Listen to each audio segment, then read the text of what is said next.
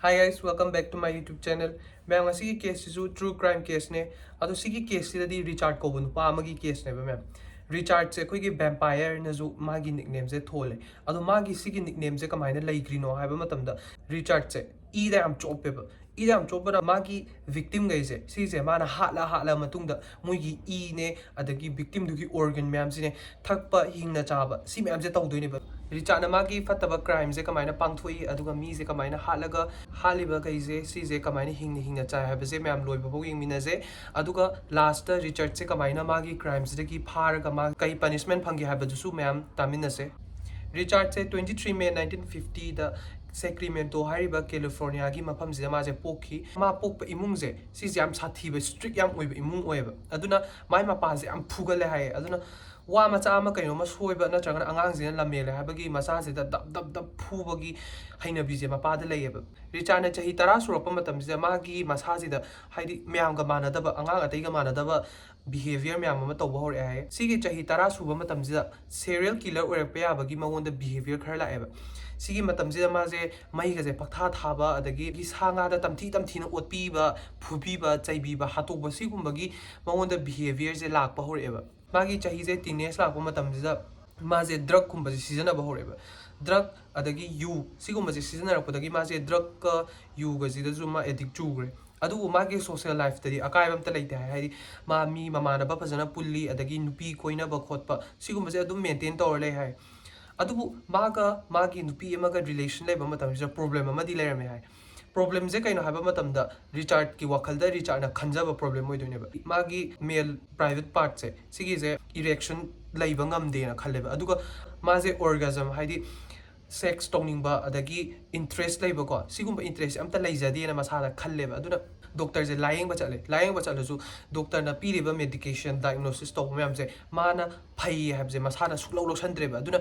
doctor na phane a medication piraga mangonda diagnosis lying abo mana phatte have wakhal ji adum laiba doctor da lying asu phatre na mana khanbadagi mana doctor ki medical book se season araga masamak lying jari ne na ma je lairik to pa ba horakhiba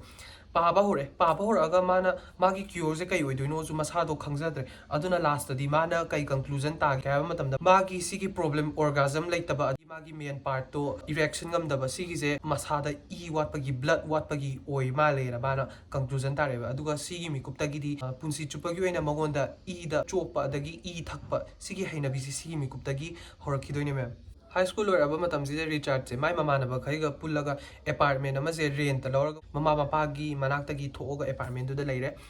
si laiba matam je di mangoda control to bin ma mi amta leitrabani na yuga drug ka je hana dagi edi oil leidana sigi mafam je laiba da na hena henjaleba ma je control leitre pura freedom oi pagi sumaina apartment je da mama na bagai ge leiminare pa matam je magi mama na ba leiminari duga baga problem khara lakpa hoiba sigi problem je kaino haidi apartment je leiba matam da Richard je naked oina haidi mafi moro yaw da bi da koi chatana koi leidana mafi apta yaw da bi yam leigalle haba adugi mama na bagai jina haina de adumaina tawgano khotkano fi se chalo haiba matam da ju ai kushi tawjari ne noi adumai haya bro khot pran adum khana ba ko adumai tawbadagi mama na ba ahumari ka leminaram bagai do amta haina dre na boimak rent to thado ga chakreba ado matom da ngai horaba kan da di rent ki paisa do matom da bhara do thi doini hanna mama na baga leiminari ngai da di share to leiminabani na matom da thi ba du di yamani da na paisa do adugi ma su lairoi da haraga maje mama mapa gi mayum da ungla aga laireba ma so si matam je ma gi chahi je 21 suri hai ado mana mayum da ungla hanba matam je ma je wakhal je ka hai tare awoi bam ta khanda do ko haidi men ta do wakhal ga ta khan do mama na ma gi food ta poison hapsale khara khan adagi magi mako ki brain je khara pixel e khara khan adagi magi heart si ju pixel e khan ba sumaina wakhal je jan jan yam khale ba haidi oi thok ta ba pot to oi tho e na khan ba gi ma je medical help da kar lai ni dana ado sigum wakhal me am je ma khan ba hore ba sigi matam je da moi imung de am kanna sauna ba problem ma oi je mana mai mama na ma da bizari ba thong tha tor bizari ba me am je poison hapa ga ma je ha na bo ho ne ha ba du yam toina sauna ra me ba adbain taw bu du Richard ki ma pa ji na wa maze yums da leirano nangi apartment ama oina leibirage adu apartment du da yum du oina hongro ta tom da tonga na leikro na magi apartment ama je mapa du na leibiba apartment sida matom da leirak padagi di amu maze control to binaba kanam leitre yengsan binaba leitre haiba mikup sida gi di Richard na phattaba crime ꯃꯌꯥꯝꯁꯦ ꯄꯥꯡꯊꯣꯛꯄ ꯍꯧꯔꯛꯑꯦꯕ apartment ꯑꯅꯧꯕꯁꯤꯗ ꯂꯩꯕꯗꯒꯤ ꯔꯤꯆꯥꯔꯠꯁꯤꯅ ꯏꯗ ꯌꯥꯝꯅ ꯉꯥꯎꯖꯕꯗꯣ ꯑꯗꯨꯗꯣ ꯃꯥꯒꯤ ꯍꯦꯟꯅ deep ꯑꯣꯏꯕ ꯍꯧꯖꯤꯜꯂꯛꯇꯣꯏꯅꯦꯕ ꯑꯗꯨꯅ ꯃꯥꯅ ꯈꯜꯂꯤꯁꯦ ꯃꯥꯒꯤ ꯃꯁꯥꯗ ꯌꯥꯎꯔꯤꯕ ꯏꯈꯩꯁꯦ ꯍꯟꯊꯔꯛꯑꯦ ꯋꯥꯊꯔꯛꯑꯦꯅ ꯈꯜꯂꯦ ꯑꯗꯨꯒ ꯏ ꯈꯔ ꯌꯥꯎꯔꯤꯁꯤꯁꯨ ꯏ ꯈꯔ ꯆꯦꯜꯂꯤꯁꯤꯁꯨ ꯄꯥꯎꯗꯔ ꯑꯣꯟꯈ꯭ꯔꯅꯤ ꯑꯗꯨꯅ ꯄꯨꯔꯥ ꯂꯣꯏꯔꯒ ꯃꯥꯁꯦ ꯁꯤꯔꯅꯤ ꯑꯗꯨꯅ ꯁꯤꯗꯅꯕ ꯏꯁꯦ ꯊꯛꯄ ꯑꯃ ꯗꯔꯀꯥꯔ ꯂꯩꯌꯦꯅ ꯃꯥꯏ ꯋꯥꯈꯟꯗ ꯂꯥꯛꯑꯦꯕ ꯁꯤ ꯑꯦꯄꯥꯔꯠꯃꯦꯟꯁꯤꯗ ꯂꯩꯕ ꯍꯧꯔꯛꯄꯗꯩ ꯑꯗꯨꯒꯤꯗꯃꯛꯇ ꯃꯥꯅ ꯑꯦꯄꯥꯔꯠꯃꯦꯟꯗꯨꯒꯤ ꯃꯅꯥꯛꯇ ꯂꯩꯕ ꯔꯦꯕꯤꯠ ꯃꯌꯥꯝꯁꯦ ꯐꯥꯔꯒ ꯃꯥꯅ ꯃꯌꯨꯝꯗ ꯄꯨꯔꯛꯑꯦ ꯍꯦꯛ ꯃꯌꯨꯝꯗ ꯄꯨꯔꯛꯑꯒ ꯔꯦꯕꯤꯠꯈꯩꯁꯦ ꯃꯥꯅ ꯍꯥꯠꯇꯣꯛꯑꯕ ꯃꯇꯨꯡꯗ ꯔꯦꯕꯤꯠꯀꯤ ꯏꯈꯩꯗꯣ ꯃꯥꯅ ꯍꯤꯡꯅ ꯊꯛꯑꯦꯕ ꯏꯗꯣ ꯊꯛꯄ ꯂꯣꯏꯔꯕ ꯃꯇꯨꯡꯗ ꯔꯦꯕꯤꯠꯀꯤ ꯌꯥꯎꯔꯤꯕ ꯍꯛꯆꯥꯡ ꯃꯅꯨꯡꯗ ꯌꯥꯎꯔꯤꯕ ꯑꯣꯔꯒꯥꯟ ꯃꯌꯥꯝ ꯑꯗꯒꯤ ꯃꯊꯤꯕꯣꯡ ꯃꯔꯤꯟꯁꯦ ꯃꯥꯅ ꯀꯩꯅꯣ ꯕ꯭ꯂꯦꯟꯗꯔ ꯑꯃꯗ ꯍꯥꯞꯆꯤꯜꯂꯒ ꯀꯣꯀꯥ ꯀꯣꯂꯥ ꯌꯥꯟꯁꯤꯜꯂꯒ ꯃꯥꯁꯤꯅ ꯒ꯭ꯔꯥꯏꯟ ꯇꯧꯊꯣꯛꯑꯒꯀꯣ ꯃꯍꯤ ꯑꯣꯟꯊꯣꯛꯑꯒ ꯃꯥꯁꯦ ꯊꯛꯑꯦ ꯍꯥꯏ ꯑꯗꯨꯁꯨ ꯑꯗꯨꯒꯤ ꯃꯇꯨꯡꯗ ꯔꯦꯕꯤꯠꯀꯤ ꯍꯛꯆꯥꯡꯒꯤ ꯃꯤꯠꯇꯣ ꯑꯍꯤꯡꯕ ꯃꯤꯠꯁꯦ ꯃꯥꯅ ꯀꯛꯑ ꯆꯥꯏ ꯍꯥꯏꯕ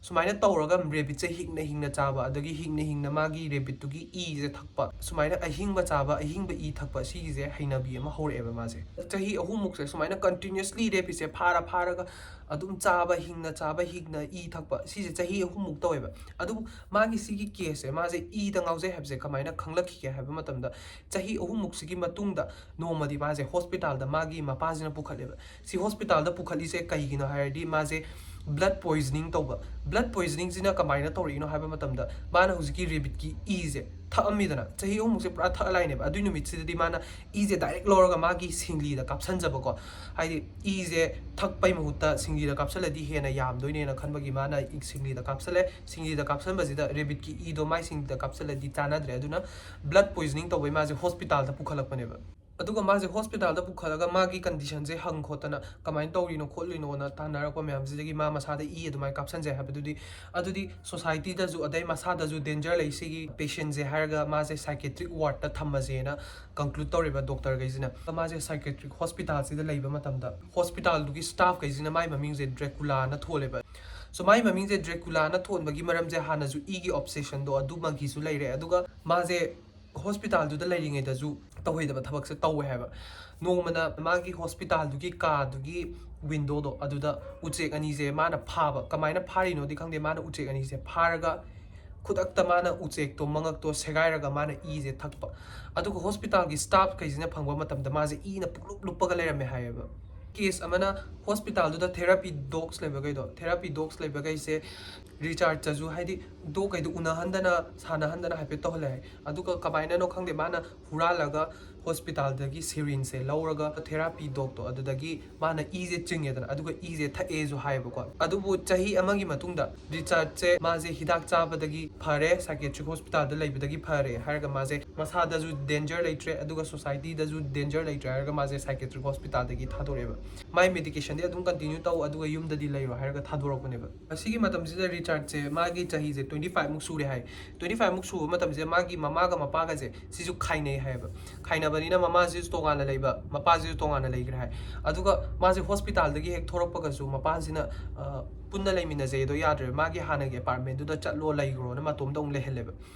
aduna sigi matamsida Richard ki mamasina Richard ki psychiatric hospital dagi tharak hidak adagi checkup lao sigumba je loiba tawhangidreba aduna hidak chahandaba adagi checkup chalandaba aduna magi condition do adum maintain tor improve oir leigadra haraga hidak to chagadaba do phajana pijadrabanina magi e da ngaujabi do magi adu do horeba matomda leiba horakanda magi hanagi repeat pharaga e thakpado adum continue tawba horeba aduna repeat se phawrani phaloraga mana mayum de hek lakpaga hatoga e je direct thakpa aduga repeat ki hakchang da yauri organ adagi mathibong marin gaido loibak lauthoga grinder da takhairaga amu thakpa adagi hingna chaba sigi je adum amu continue tawra la eba maje sumaina repeat se phara charpade maje pelakta dana moi manakta leiba hui amadi hawdong se sizu mana pharaga chaba horakhiba aduga chaba mawong si chap mana na repeat chabado haidi e thakpa mathibong marin grinder tawra thakpa sumaina tawe aduga magi am tamthiba hama hairaga na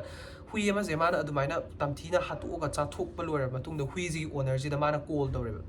call tawraga nangi hui do aina sumaina tawraga hatui sumaina tawraga chai kaina hui gi mapudu da tamme haiba mana pause ma yam phattaba mana aduga nomazu mai mama tudi mapaga khaina bai tongana leigredana adu tongana leiribe yumjida Richard se normal laeba thong je hangdokpa matam je mana Richard se hawdong asiba ma je makhuta pairaga lahameba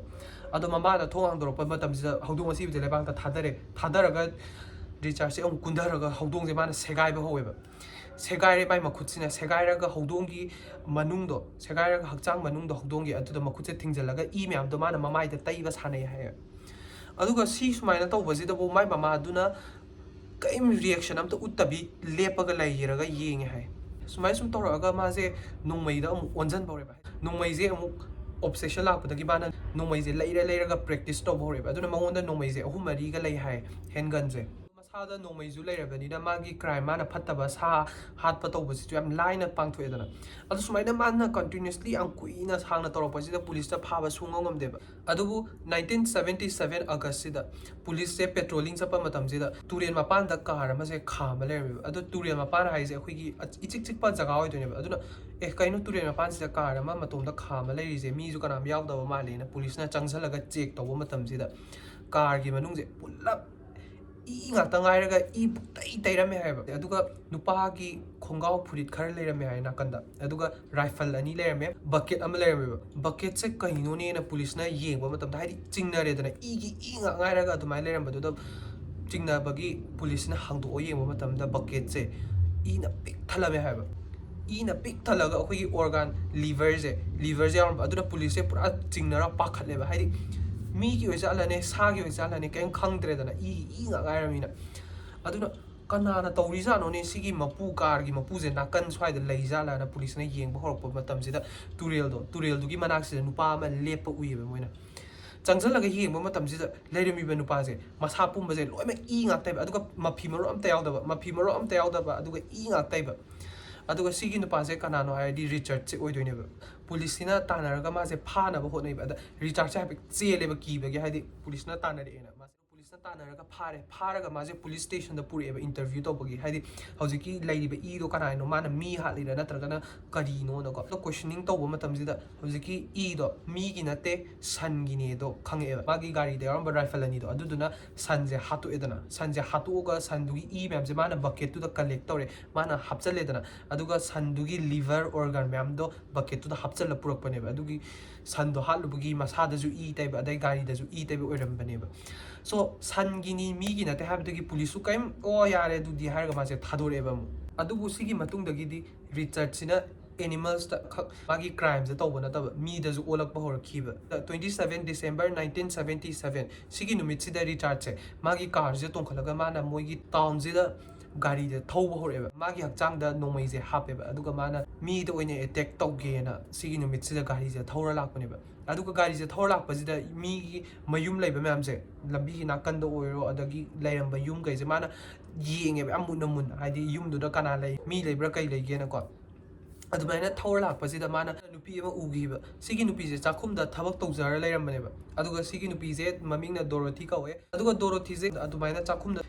thabak tawringai do Richard sina ure mai gari de ko aduna mana gari se khamaga magi pikhau dagi magi pistol je lokthora aim tawre ba Dorothy ji da ko aim tawraga Dorothy ji da nomai na mana kape ba kapa matam ji da laibak phabana Dorothy je pan ge khatangai bidagi magi nakan sigi chuba nakan je sigi khela chakraga kitchen cabinet to ina pale ba nomai je to maina kapa maga Richard se gari je thorga bu chengre ba ma je ahamba mana attempt to ba mana mi hat ke attempt to ba jiri ngamdre adubu ani suba matam ji da di mana taseng na mi je hat le ba sigi ani suba attempt sina hojiki nomai kapa ma ba numit nini gi matungda habadi 29 December 1977 ji da mana amu attempt to ba chatle mi hat na ba sigi numit 29 December 1977 sigi numit sida Richard che magi gari da tongkhalaga amuk magi victim je thiba chatleba nomaina kapurage chapa matam je de Ambrose ko ba chahi 51 suba nupa ama je mana uiba Ambrose adugi mikup tu da magi nupi jina shopping chalura halaga gari dagi pochai je lokthamina ramane ba aduga mai nupi jina asongi car gari gi nakan asonda chatlingai jida nomai makhol ani je ka patai ba nomai makhol ani je ka patai na mana onthorak pasida magi nupa je leba makhada targa leram basida magi nupa je changjala yeba batam jida khudak tu te sire aduga Richard sizu gari do dum thora chakreba aduna kapa mi je kanano karino kai gi kapa mi no jo amta khangde khudak tu da magi nupa Ambrose to halamaga killer du di chengreba police la ga yengjamba matam jida ngarangi Dorothy da kapa mi ba nomai maru duga Ambrose हाटपदा सिजनरीब नोंमै मरुसिगा चप माने अदुदि killer जे अमखकनेना मोइना कन्फर्म तागिबा अदुबु अतोप्पा किलर दुगी इन्फॉर्मेशन अमतदि लैरमदेबा पुलिस सिदा सिगे मतमसिदा अदुगा मागी थर्ड अटेम्प जे लाक्ट्रिङैदा माजे अमु मतम खरा नुमित 10 35 नि हुई हौदोंदो ओनजन भौरेबा मागी विक्टिम जे पेट स्टोर दगिगा चलगा एनिमल जे लैरगा हुई हौदों जे लैरगा माना मयुम हेक योबा हातोपा सुमाय तोबा अदगी मागी नेवरना रिपोर्ट तौबगी मतुंग इना माना हुई हौदों जे या पुरे हाय माय अपार्टमेंट जिदा अदो पुरे इदो मरम दुदि म्याम अखोय दु खांगेदना अदो पुरागा अनिरक सुनो उदे हायबा सिगी हुई हौदों जे अदुम मा पुरागा बुदि चाथो मनी अदुना म्याम नदि मा चाय दो खंगदमिना माना पुरकपा हुई हौदों जे फनाम दियामे अदुगा सु उदे अनिरक सुना माजे हाइनेबा म्याम नसु मतम दुदा मथंगी मागी क्राइम्स ना 23 जनवरी 1978 ता माना पांगथोखिबा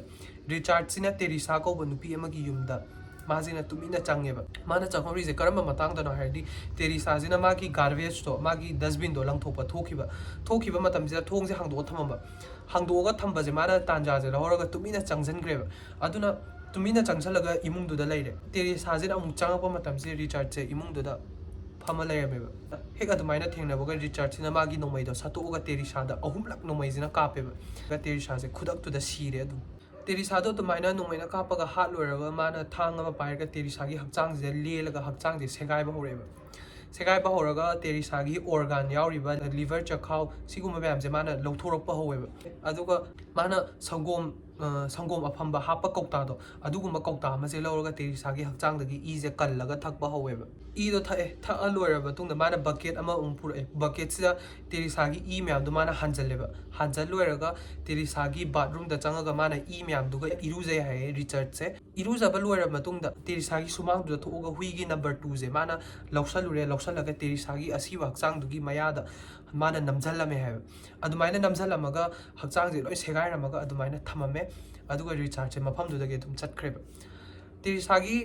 हस्बैंड से टेरिसागी नुपाजिना मयुमदा हलकपा मतमजिदा मागी नुपीदो अदुमाइना सीरगा तारगा लेरमेबा अदुगा याम नुंगाइतबा अमना टेरिसाजे अदुगी मतमदुदा माजे सीबा मतमदुदा माजे 3 months pregnant ओय हाय अदुगा पुलिसना येंजनबा मतमदजु टेरिसाजे हात लोरबा मतुंगदा रिचार्ड सिना रेप तवे हायबा पुलिसे कौरगा येंगबा मतमदजु किलर जे खंगबा ngamdre रिचार्ड से अदुम नानथोएबा सिगी मतमजिदा हादि रिचार्ड से खोगी आइडिया अमता लेट्रगा पुलिस ने रिचार्ड ओरमगनी हाबजे हंदकसु फाबा ngamdre अदुबु सिगी मतुंगदा फोर्थ ओइबा मागी लास्ट ओइदोनिको सिगी मतुंगदादि माजे फाबा ngamदोइनेबा पुलिस सिना लास्ट ओइबा मागी फोर्थ क्राइम जे करम कांदनो हायदि सिगी माना टेरिसाजे हालमबा मतुंगदा नुबित मरिनी खकी मतुंगदा माना क्राइम जे तौदोइनेबा सिगी जिना 27 जनवरी 1978 ता सिगी नुमित सिदा एवेलिन कोबा नुपी अमा जे चाहि 38 सुबा नुपी अमा जिगी मयुमदा माजिना तुमिना चंगेबा अदो सिगी नुमित सिदे एवेलिन जे मागी मचा चाहि तरुक सुदंगारिबा जेसन हाबसिने एवेलिन जिगी मागी नेफ्यू था 22 तंग फादंगारिबा अदुगा मोइगी युमदंगनबा देन हारिबा मोइ मरी जे इमुंगजिदा लैरमदोइनेबा रिचार्ड सिना इमुंगदा चंगपा मतमदे एवेलिन जे युमदुगी मथकता इरुजरगा लैबगी मखादा लैरमदे हाय रिचार्ड सिना इहान हाना चंगपा मतमजिदा मोइगी युमदंगनबा देन तो अदुदो हाना थेंगनारिबा हेक थेंगनबगा रिचार्ड सिना नोमैना कापेबा हुजिगी देन से अदुगा खुदक्तुदा देन दो दम सीरे अदु नोमैना कापगी मखोंदो ताबदुदा एवेलिन गी मचानुपा चाहि तरुक सुदंगारिदुना की ममा लैरिबा दोलान मथकतो अदुदा चेंखलिबा ममाई मनाक्ता कीबगी चेखपा मतमजिदा ममागी मनाक्ता यौद्रिङैदा रिचार्ड सिना हुजिगी अंगाजे फारगा नोमैना कापगा खुदक्तुदा हालेबा जेसन चाहि तरुक सुबदुजो हापा लोयरबा मतुंगदा रिचार्ड सिना एवेलिन इरुजरिबा बाथरूम दुदा चंगागा एवेलिन सिदा नोमैना एम तौरगा एवेलिन गी मकोक सिदा नोमैना कापगा एवेलिन सिदु खुदक्तुदा हातोएबा माना एवेलिन दो बाथरूम दा हातपा लोयरगा एवेलिन गी असीबा हक्चांग दो माना चिंगगा पुरेबा चिंगगा एवेलिन गी फमुंग दो अदुदा मागी हक्चांग जे थम्मेबा थम्मगा एवेलिन गी मबुक सिदा माना थांगसिना लेलगा मागी थोरैबा इ म्यामजे माना बकेट अमदा याएबा बकेट अमदा यारगा माना थाअमेबा अदो अदुमाइना थाअमगा हातुओगा थममे माना इमुंगजिगी म्यामदो पुलिसना लाकपा मतमजिदा एवेलिन गी हक्चांग दो दुमाइना पुलप सेगाइरगा लेरमेको अदुगा हुजिकी नेफ्यू 22 months सुदंगारिबा नेफ्यू दो अदुदो सुपंग फंगद्रेबा थीरजु कायदा मांग्रिनो जे खंगद्रेबा अदुना सुसोय सोयदना हुजिकी रिचार्ड सिना पुरमनी ना पुलिसना दि पाखतपगी थीबा होगलेबा ꯑꯗꯨꯒ ꯁꯤꯒꯤ ꯃꯇꯝꯗ ꯁꯤꯒꯤ ꯀꯦꯁꯁꯦ ꯍꯥꯏꯗꯤ ꯍꯧꯕꯗꯒꯤ ꯑꯍꯥꯟꯕꯗ ꯅꯣꯡꯃꯩꯅ ꯀꯥꯞꯄꯝꯕꯗꯒꯤ ꯑꯗꯨꯒꯤ ꯃꯤꯀꯨꯞꯇꯨꯗꯐꯥꯎ ꯃꯤ ꯑꯃꯈꯛꯅ ꯇꯧꯕꯅꯦꯁꯦ ꯆꯤꯡꯅꯕꯒꯤ FBI ꯁꯦ ꯌꯥꯎꯔꯛꯑꯦꯕ FBI ꯁꯤꯅ ꯍꯥꯠꯂꯤꯕ ꯃꯤꯁꯦ ꯈꯪꯕ ꯉꯝꯗꯕꯗꯒꯤ ꯃꯣꯏꯅ ꯄ꯭ꯔꯣꯐꯥꯏꯜ ꯑꯃ ꯁꯦꯠ ꯇꯧꯔꯦꯕ ꯄ꯭ꯔꯣꯐꯥꯏꯜꯁꯤꯗ ꯃꯣꯏꯅ ꯃꯤꯁꯦ ꯀꯔꯝꯕ ꯃꯤ ꯑꯣꯏꯔꯝꯒꯅꯤ ꯍꯥꯏꯕꯁꯦ ꯃꯣꯏꯅ ꯗꯤꯁꯀꯁ ꯇꯧꯔꯒ ꯃꯣꯏꯅ ꯄ꯭ꯔꯣꯐꯥꯏꯜ ꯑꯃ ꯁꯦꯝꯗꯣꯔꯛꯑꯦꯕ ꯄ꯭ꯔꯣꯐꯥꯏꯜꯁꯤꯒꯤ ꯃꯇꯨꯡ ꯏꯟꯅ ꯀꯤꯂꯔꯁꯦ ꯃꯁꯥꯁꯦ ꯋꯥꯡ ꯁꯥꯡꯉꯒ ꯆꯥꯕ ꯋꯥꯠꯄ ꯃꯁꯥ ꯌꯥꯝꯅ ꯃꯁꯥ ꯁ꯭ꯂꯤꯝ ꯑꯣꯏꯕ ꯃꯤ ꯑꯣꯏꯔꯝꯒꯅꯤꯅ ꯑꯃ ꯍꯥꯏꯔꯦ ꯃꯊꯪ ꯃꯥꯁꯦ ꯃꯇꯣꯝꯗ ꯂꯩꯕ ꯃꯤ ꯃꯇꯣꯝꯗ ꯂꯩꯕ ꯄꯥꯔꯠꯅꯔ ꯑꯝꯇ ꯂꯩꯇꯕ ꯃꯤ ꯑꯣꯏꯔꯝꯅꯤ ꯑꯗꯨꯒ ꯃꯥꯁꯦ ꯑꯃꯣꯠꯄ ꯍꯥꯏꯗꯤ ꯃꯁꯥ ꯂꯨꯅꯤ ꯅꯥꯟꯅꯤ ꯈꯪꯗꯕ ꯃꯤ ꯑꯣꯏꯔꯝꯅꯤ ꯑꯗꯨꯒ ꯍꯧꯖꯤꯛꯀꯤ ꯃꯤꯁꯤꯅ ꯃꯤ ꯍꯥꯠꯄꯁꯦ ꯁꯨꯛꯂꯦꯞ ꯂꯦꯞꯄꯣꯏ ꯃꯥꯁꯦ ꯀꯔꯤꯒꯨꯝꯕ ꯐꯥꯍꯧꯗ꯭ꯔꯒꯗꯤ ꯍꯥꯏꯔꯒ ꯁꯨꯃꯥꯏꯅ ꯄ꯭ꯔꯣꯐꯥꯏꯜ ꯑꯃ ꯁꯦꯝꯃꯦꯕ ꯑꯗꯨꯒ ꯍꯦꯛ ꯁꯦꯝꯕ ꯂꯣꯏꯕꯒ ꯈꯨꯗꯛꯇ ꯔꯤꯂꯤꯁ ꯇꯧꯔꯦꯕ ꯄꯕ꯭ꯂꯤꯛꯁꯤꯗ FBI ꯁꯤꯅ ꯑꯗꯨꯃꯥꯏꯅ ꯔꯤꯂꯤꯁ ꯇꯧꯔꯛꯄꯁꯦ ꯅꯦꯟꯁꯤ ꯀꯧꯕ ꯅꯨꯄꯤ ꯑꯃꯁꯤꯅ ꯄ꯭ꯔꯣꯐꯥꯏꯜꯗꯣ ꯃꯦꯠꯆ ꯇꯧꯕ ꯅꯨꯄꯥ ꯑꯃ ꯈꯪꯉꯦ ꯍꯥꯏꯔꯒ ꯄꯨꯂꯤꯁꯇ ꯔꯤꯄꯣꯔꯠ ꯇꯧꯔꯦꯕ ꯁꯤꯒꯤ ꯅꯨꯄꯥ ꯃꯥꯅ ꯈꯪꯉꯤꯁꯦ ꯔꯤꯆꯥꯔꯗ ꯀꯧꯏ ꯑꯗꯨꯒ ꯁꯤꯒꯤ ꯔꯤꯆꯥꯔꯗꯁꯦ ꯃꯥꯅ ꯍꯥꯏ ꯁ꯭ꯀꯨꯜꯗ ꯇꯝꯃꯤꯟꯅꯔꯛꯑꯝꯕ ꯅꯨꯄꯥ ꯑꯃꯅꯤ ꯑꯗꯨꯒ ꯁꯤꯒꯤ ꯄ꯭ꯔꯣꯐꯥꯏꯜ ꯌꯥꯎꯔꯤꯈꯩꯁꯦ ꯂꯣꯏꯅꯃꯛ ꯐꯤꯠ ꯇꯧꯋꯦꯅ ꯃꯥꯅ ꯍꯥꯏꯔꯝꯃꯦꯕ ꯑꯗꯨꯃꯥꯏꯅ ꯍꯥꯏꯕꯗꯒꯤ ꯍꯧꯖꯤꯛꯀꯤ ꯑꯦꯚꯦꯂꯤꯟꯗꯣ ꯍꯥꯠꯂꯤꯕ ꯅꯨꯃꯤꯠ ꯑꯃꯒꯤ ꯃꯇꯨꯡꯗ ꯄꯨꯂꯤꯁꯁꯤꯅ ꯔꯤꯆꯥꯔꯗꯁꯦ ꯇ꯭ꯔꯦꯛ ꯇꯧꯕ ꯍꯧꯔꯦꯕ ꯔꯤꯆꯥꯔꯗꯁꯦ ꯇ꯭ꯔꯦꯛ ꯇꯧꯔꯒ ꯔꯤꯆꯥꯔꯗꯁꯦ ꯏꯃꯨꯡꯗꯒꯤ ꯊꯣꯔꯛꯄꯁꯦ ꯉꯥꯏꯔꯦ ꯏꯃꯨꯡꯗꯒꯤ ꯍꯦꯛ ꯊꯣꯔꯛꯄ ꯃꯇꯝꯁꯤꯗ ꯔꯤꯆꯥꯔꯗꯁꯦ ꯄꯨꯡꯇꯩ ꯇꯩꯔ ꯊꯣꯔꯛꯑꯦꯕ ꯑꯗꯨꯃꯥꯏꯅ ꯊꯣꯔꯛꯄꯗꯣ ꯑꯣ ꯁꯤ ꯃꯤꯁꯦ ꯑꯣꯏꯔꯝꯃꯅꯤꯅ ꯄꯨꯂꯤꯁꯅ ꯆꯪꯁꯤꯜꯂꯒ ꯈꯨꯗꯛꯇ ꯔꯤꯆꯥꯔꯗꯁꯦ ꯑꯦꯔꯦꯁ ꯇꯧꯋꯦꯕ ꯑꯦꯔꯦꯁ ꯇꯧꯔꯒ ꯔꯤꯆꯥꯔꯗꯀꯤ ꯏꯃꯨꯡꯗ ꯑꯃꯨꯛ ꯏꯟꯚꯦꯁꯇꯤꯒꯦꯠ ꯇꯧꯕ ꯃꯇꯝꯁꯤꯗ ꯏꯃꯨꯡꯁꯤꯗꯤ ꯍꯦꯛꯇ ꯁꯂꯥꯛ ꯁꯥꯔꯒ ꯂꯩꯔꯝꯃꯦꯕ ꯏꯃꯨꯡꯁꯤꯗ ꯆꯪꯕ ꯃꯇꯝꯗ ꯁꯂꯥꯛ ꯁꯥꯔꯝꯃꯤꯁꯦ ꯃꯥꯒꯤ ꯏꯃꯨꯡꯁꯦ ꯏꯁꯦ ꯆꯥꯏ ꯃꯥꯒꯤ ꯏꯃꯨꯡꯁꯤꯗ ꯄꯨꯛꯇꯩ ꯀꯣꯏꯇꯩ ꯅꯥꯇꯩ ꯇꯩ ꯍꯥꯏ ꯉꯥꯛ ꯉꯥꯏ ꯍꯥꯏ ꯏꯃꯨꯡꯗꯣ ꯖꯨꯠ ꯌꯥꯝ ꯆꯥꯗ꯭ꯔꯦ ꯍꯥꯏꯕ ꯆꯥꯛꯈꯨꯝꯗꯣ ꯏꯃꯨꯡꯗꯨꯒꯤ ꯆꯥꯛꯈꯨꯝꯗꯅ ꯍꯦꯟꯅ ꯐꯤꯕꯝ ꯁꯣꯛꯑꯦ ꯑꯗꯨꯒ ꯏꯃꯨꯡꯗꯨꯒꯤ ꯀꯣꯟ ꯂꯤꯛ ꯆꯥꯃꯁ ꯇꯩꯗꯕ ꯄꯛꯇꯕ ꯑꯝꯇ ꯌꯥꯎꯗꯦ ꯍꯥꯏꯕ ꯄꯨꯂꯤꯁꯅ ꯃꯥꯒꯤ ꯕ꯭ꯂꯦꯟꯗꯔ ꯃꯥꯅ ꯕ꯭ꯂꯦꯟ ꯇꯧꯔꯒ ꯒ꯭ꯔꯥꯏꯟꯗꯔꯗꯣ ꯑꯗꯨꯁꯨ ꯊꯦꯡꯅꯕ ꯃꯇꯝꯗꯁꯨ ꯒ꯭ꯔꯥꯏꯟꯗꯔꯗꯨꯗ ꯑꯩꯈꯣꯏꯒꯤ ꯑꯦꯅꯤꯃꯦꯜꯒꯤ ꯑꯣꯔꯒꯟ ꯃꯌꯥꯝꯁꯦ ꯑꯗꯨꯁꯨ ꯄꯛꯑꯒ ꯂꯩꯕ ꯑꯗꯨꯒ ꯒ꯭ꯔꯥꯏꯟꯗꯔꯁꯦ ꯃꯥꯅ ꯁꯨꯛꯐꯦꯡꯁꯨ ꯐꯦꯡꯉꯝꯗꯦ ꯍꯥꯏ ꯑꯗꯨꯅ ꯄꯨꯔꯥ ꯅꯞꯁꯜꯂꯒ ꯑꯃꯣꯠꯄ ꯃꯌꯥꯝꯗꯣ ꯂꯣꯏ ꯄꯛꯑꯒ ꯂꯩꯔꯝꯃꯦ ꯍꯥꯏꯌꯦ ꯃꯅꯥꯛꯇꯨꯗ ꯂꯩꯔꯝꯕꯗ ꯑꯩꯈꯣꯏꯒꯤ ꯐꯣꯏꯜꯁꯤꯅ ꯌꯣꯝꯃꯒ ꯑꯦꯅꯤꯃꯦꯜꯒꯤ ꯍꯛꯆꯥꯡ ꯄꯥꯔꯠꯁꯦ ꯌꯣꯝꯃꯒ ꯂꯩꯔꯝꯃꯦ ꯍꯥꯏꯌꯦꯕ ꯑꯗꯨꯃꯥꯏꯅ ꯂꯩꯔꯝꯃꯦ ꯑꯗꯨꯒ ꯐ꯭ꯔꯤꯖ ꯃꯅꯥꯛꯇ ꯂꯥꯛꯄ ꯃꯇꯝꯁꯤꯗ ꯐ꯭ꯔꯤꯖꯇꯨꯒꯤ ꯍꯦꯛ ꯃꯊꯛꯁꯤꯗ ꯃꯥꯅ ꯉꯁꯥꯏ ꯍꯥꯠꯈꯤꯕ ꯍꯨꯏ ꯍꯧꯗꯣꯡꯗꯣ ꯑꯗꯨꯒꯤ ꯀꯣꯂꯔ ꯃꯌꯥꯝꯁꯦ ꯄꯤꯛꯊꯅ ꯂꯩꯔꯝꯃꯦ ꯍꯥꯏꯕ ꯐ꯭ꯔꯤꯖꯇꯨꯒꯤ ꯃꯊꯛꯇ ꯐ꯭ꯔꯤꯖꯇꯣ ꯍꯥꯡꯗꯣꯛꯄ ꯃꯇꯝꯁꯤꯗ ꯇꯦꯔꯤꯁꯥꯒ ꯑꯦꯚꯂꯤꯟꯒ ꯃꯥꯅ ꯍꯥꯠꯈ꯭ꯔꯦ ꯍꯥꯠꯂꯣꯏꯔꯒ ꯃꯣꯏ ꯑꯅꯤꯒꯤ ꯑꯣꯔꯒꯥꯟ ꯃꯌꯥꯝꯁꯦ ꯐ꯭ꯔꯤꯖꯇꯨꯗ ꯁ꯭ꯇꯣꯔ ꯇꯧꯔ ꯂꯩꯔꯝꯃꯦ ꯑꯗꯨꯒ ꯉꯁꯥꯏꯒꯤ ꯑꯉꯥꯡ ꯆꯍꯤ 22 ꯃꯟꯊꯁ ꯁꯨꯗ ꯉꯥꯏꯔꯤꯕ ꯑꯉꯥꯡ ꯐꯪꯗꯕꯗꯣ ꯄꯨꯂꯤꯁꯅ ꯑꯗꯨꯒꯤ ꯍꯛꯆꯥꯡꯒꯤ ꯄꯥꯔꯠ ꯃꯌꯥꯝꯁꯤꯁꯨ ꯃꯥꯒꯤ ꯐ꯭ꯔꯤꯖꯇꯨꯗ ꯌꯥꯎꯔꯒ ꯂꯩꯔꯝꯃꯦꯕ ꯔꯤꯆꯥꯔꯗꯁꯦ ꯑꯦꯔꯦꯁ ꯇꯧꯔꯒ 1979ꯁꯤꯗ ꯃꯥꯁꯦ ꯇ꯭ꯔꯥꯏꯜꯒꯤꯗꯃꯛ ꯄꯨꯊꯣꯛꯄ ꯃꯇꯝꯁꯤꯗ ꯄ꯭ꯔꯣꯁꯤꯀ꯭ꯌꯨꯁꯟꯁꯤꯅ ꯃꯥꯁꯦ ꯗꯦꯠ ꯄꯦꯅꯜꯇꯤ ꯄꯤꯒꯗꯕꯅꯦꯅ ꯗꯤꯃꯥꯟ ꯇꯧꯋꯦꯕ ꯑꯗꯨꯒ ꯃꯥꯒꯤ ꯗꯤꯐꯦꯟꯁ ꯇꯤꯝꯁꯤꯅ ꯃꯥꯁꯦ ꯗꯦꯠ ꯄꯦꯅꯜꯇꯤꯗꯤ ꯄꯤꯒꯅꯣ ꯈꯣꯠꯀꯅꯣꯅ ꯃꯔꯩ ꯌꯦꯠꯂꯦ ꯍꯥꯏ ꯑꯔꯣꯏꯕꯗꯗꯤ ꯖꯨꯔꯤꯁꯤꯅ ꯃꯥꯁꯦ ꯗꯦꯠ ꯄꯦꯅꯜꯇꯤ ꯄꯤꯕꯅ ꯃꯥꯒꯤ ꯄꯅꯤꯁꯃꯦꯟꯁꯦ ꯗꯦꯠ ꯄꯦꯅꯜꯇꯤ ꯑꯣꯏꯈꯤꯕ ꯃꯥꯁे ꯍꯥꯠꯇꯣꯛꯄꯅꯀꯣ ꯑꯗꯨꯕꯨ ꯃꯥꯁꯦ 28 ꯗꯤꯁꯦꯝꯕꯔ 1920ꯗ ꯃꯥꯒꯤ ꯂꯩꯔꯤꯕ ꯖꯦꯜꯗꯣ ꯑꯗꯨꯒꯤ ꯀꯥꯗꯨꯗ ꯃꯥꯁꯦ ꯁꯤꯔꯒ ꯐꯪꯈꯤ ꯃꯥꯁꯦ ꯁꯤꯔ ꯐꯪꯉꯤꯁꯦ ꯀꯃꯥꯏꯅꯅꯣ ꯍꯥꯏꯕ ꯃꯇꯝꯗ ꯖꯦꯜꯗꯨꯗ ꯃꯥꯒꯤ ꯃꯦꯗꯤꯀꯦꯁꯟꯗꯣ ꯃꯥꯁꯦ ꯆꯥꯔꯤꯅꯦ ꯍꯥꯏꯔ ꯃꯥꯁꯦ ꯆꯥꯗꯕꯤꯗ ꯍꯤꯗꯥꯛ ꯃꯌꯥꯝꯗꯣ ꯈꯣꯝꯖꯜꯂꯦꯗꯅ ꯒꯨꯂꯤ ꯃꯌꯥꯝꯗꯣ ꯑꯗꯨꯒ ꯅꯣꯡꯃꯗ ꯄꯨꯂꯞ ꯆꯥꯁꯜꯂꯒ ꯑꯣꯚꯔꯗꯣꯁ ꯆꯠꯂꯒ ꯃꯥꯁꯦ ꯁꯨꯁꯥꯏड ꯇꯧꯖꯕꯅꯦ ꯍꯥꯏ 28 ꯗꯤꯁꯦꯝꯕꯔ 1980ꯁꯤꯗ ꯃꯥꯁꯦ ꯁꯤꯈ꯭ꯔꯦꯕ ꯃꯌꯥꯝ ꯉꯁꯤꯒꯤ ꯀꯦꯁꯁꯦ ꯅꯨꯡꯉꯥꯏꯕꯤꯔꯒꯗꯤ ꯂꯥꯏꯛ ꯁꯦꯌꯔ ꯁꯕꯁꯀ꯭ꯔꯥꯏꯕ ꯇꯧꯕꯤꯔꯝꯃꯣ ꯃꯊꯪꯒꯤ ꯀꯦꯁꯇ ꯑꯃꯨꯛ ꯎꯅꯔꯁꯦ ꯃꯌꯥꯝ